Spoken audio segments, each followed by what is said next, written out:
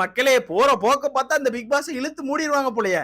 ஆரம்பமே ரொம்ப தடங்கலா இருக்கு. எந்த ஒரு சீசனும் இவ்வளவு தடங்கலாகி ஸ்டார்ட் ஆகி நான் பார்த்தது இல்ல. இந்த சீசன் அவ்வளவு தடங்கலா இருக்கு. ப்ரோமோ இல்ல, கரெக்டான ப்ரொமோஷன் இல்ல, எதுவுமே இல்ல. சரி இதுதான் போச்சான்னு பார்த்தா நேத்து ஒரு ப்ரோமோ நம்ம சொல்லியிருந்தோம். செம்ம ஒரு ப்ரோமோ வரப்போன்னு சொல்லி பார்த்துட்டு இருக்கும்போது அந்த ப்ரோமோ நான் சொன்ன மாதிரியே வந்துச்சு. ஒன்னும் இல்லாத ப்ரோமோ. பழைய ப்ரோமோ ரிலீஸ் பண்ணி அதுல டேட்டை மட்டும் கொடுத்திருந்தாங்க. நீங்க கவனிச்சிருப்பீங்க.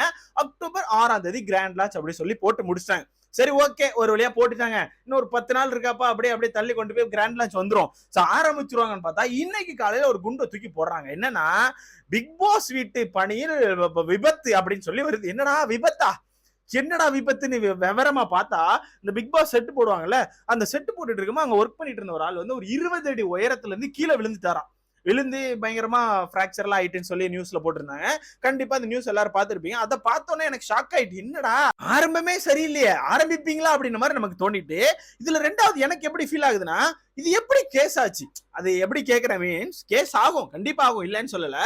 எப்படினாலும் இந்த மாதிரி ஒரு பெரிய பெரிய செட் எல்லாம் போடும்போது இந்த மாதிரி ஒரு ஆக்சிடென்ட் கண்டிப்பா நடக்கும். கண்டிப்பா இதுக்கு முன்னாடி அவங்க நடந்திருக்கலாம் ஏதாவது ஒரு செட் போடும்போது. இதை பார்த்தோன்னே எனக்கு வந்து ஒரு சைடு இப்படி ஃபீல் ஆச்சு. சரி ஆக்சிடென்ட் ஆயிட்டு ஹாஸ்பிட்டல் கூட்டு போகும்போது கேஸ் ஆயிருக்கும் போல, அப்போ செக் பண்ண வந்திருப்பாங்க, சேஃப்டி செக் பண்ண வந்திருப்பாங்க போலன்னு ஒரு சைடு யோசித்தேன். இன்னொரு சைடு நமக்கு எப்படி தோணுதுன்னா, ஒருவேளை இவன்லயே ப்ரொமோஷனுக்கு ஏதாவது வேலையை பார்த்திருப்பான்லோ, மேபி இருக்கலாம், என்ன வேணா பண்ணுவாங்க. ஏன்னா இந்த மாதிரி ஒரு ஷோ நடக்குப்பா, இந்த மாதிரி செட்டு போட்டுட்டு இருக்கோம், இந்த மாதிரி ஒரு ஆக்சிடென்ட் ஆயிட்டுன்னு சொல்லி நியூஸ்ல ஸ்ப்ரெட் பண்ணி விட்டாங்க. அது காலில இருந்து ஸ்ப்ரெட் ஆயிட்டு இருக்கு. பட் இருந்தாலும் அந்த ஆக்சிடென்ட் ஆயிடுச்சுல, அந்த நபர் வந்து நல்லபடியா மீண்டு வருவாருன்னு சொல்லிட்டு நமக்கு நம்பிக்கை இருக்கு. கண்டிப்பா வந்துருவாரு. அண்ட் இந்த இடத்துல இன்னொன்னு சொல்றேன், அந்த ஒரு ஆக்சிடென்ட் ஆச்சுல, அந்த செட் வந்து ஆக்சுவலா நான் சொல்லியிருந்தேன் பிக் பாஸ்க்கான ப்ரீ ஷோ ஒன்னு நடக்குன்னு சொல்லிட்டு, அந்த ப்ரீ ஷோக்கான செட்டு தான். அந்த பிக் பாஸ் வீடு கிடையாது, இந்த ப்ரீ ஷோக்கான செட்டு. அந்த செட் ஒர்க் நடந்துட்டு இருக்கும்போது ஆக்சிடென்ட் நடந்திருக்குது. சோ நான் சொன்ன எல்லாமே நடந்துட்டு தான் இருக்கு. எக்ஸ் கண்டஸ்டன்ஸ் வர போறாங்க, அது உறுதி. சரியா, அதுக்கான ப்ரீ ஷோ தான் நடக்க போகுது. சரி ப்ரோ, அப்ப என்னதான் சொல்ல வர அப்படின்னா, இந்த வீடியோல நான் உங்ககிட்ட ஹெல்ப் கேட்க போறேன் நண்பர்களே. அது மட்டும் இல்லாம உங்க கருத்து கேட்க போறேன். என்ன ப்ரோ ஹெல்ப் அப்படின்னு கேட்டீங்கன்னா, ஹெல்ப் தான், ஒண்ணுமே இல்ல. இப்போ உங்கள்கிட்ட ஒரு சிம்பிளா ஒரு லாஜிக் கேக்குறேன். இப்போ இந்த ப்ரீ ஷோ நடக்கு. இந்த ப்ரீ ஷோ எப்படின்னா, நீயா நானா மாதிரி நடத்துறாங்க. ஆப்போசிட்ல எக்ஸ் கண்டஸ்டன்ஸ் எல்லாரும் இருப்பாங்க. சீசன் 1ல இருந்து இருக்கலாம், சீசன் 1ல இருந்து சீசன் 7 வரைக்கும் எல்லாருமே இருக்கலாம். அதுவும் கொஞ்சம் நல்ல கண்டஸ்டன்ஸ் தான், ரொம்ப ரொம்ப லோவா மிச்சர் சாப்பிட்ட யாருமே இருக்க மாட்டாங்க. நல்ல டஃப் ஃபைட் கொடுத்துருப்பாங்கல்ல, அந்த கண்டஸ்டன்ஸ் அங்க இருப்பாங்க. ஆப்போசிட்ல ஜெனரல் ஆடியன்ஸ், சில ரிவ்யூவர்ஸ் எல்லாம் இருக்கலாம், சில ரிவ்யூவர்ஸ் இருக்கலாம். அவங்க வந்து ஆப்போசிட்ல இருக்க எக்ஸ் கண்டஸ்டன்ஸ்ல கொஸ்டின் வைக்கணும். கொஸ்டின் வைக்கலாம், இல்ல பிக் பாஸை பத்தி கேட்கலாம், இல்ல பிக் பாஸ் வீட பத்தி ஏதாவது கருத்து சொல்லலாம், இல்ல உங்களுக்கு ஏதாவது டவுட் இருந்தா அதை பத்தி கேட்கலாம். அந்த மாதிரி உங்களுக்குள்ள ஏதாவது இருந்திருக்கும்ல. ஏன்னா நிறைய சீசன் என்னை விட நீங்க அதிகமா ஃபாலோ பண்ணிருப்பீங்க.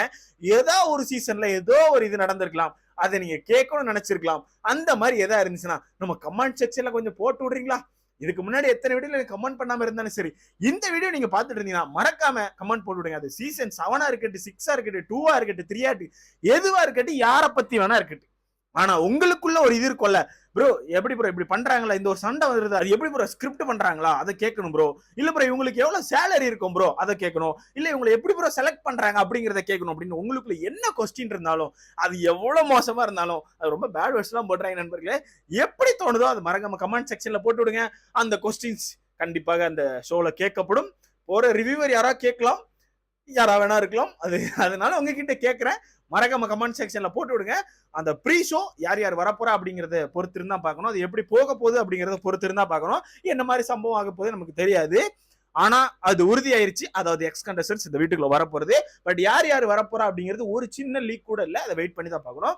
ஸோ உங்களோட அந்த கருத்துக்களை கமெண்ட்ல போட்டு விடுங்க. இதை கேட்கணும்னு நினைச்சா அதை கேட்கலாம், அவங்க கிட்ட இதை கேளுங்க, இவங்க கிட்ட இதை கேட்கணும். எதை எதை கேட்கணும்னு தோணுதோ அதை கமெண்ட் செக்ஷன்ல போட்டு விடுங்க நண்பர்களே. நான் பார்த்து தெரிஞ்சுக்கிறேன். வரட்டுமா?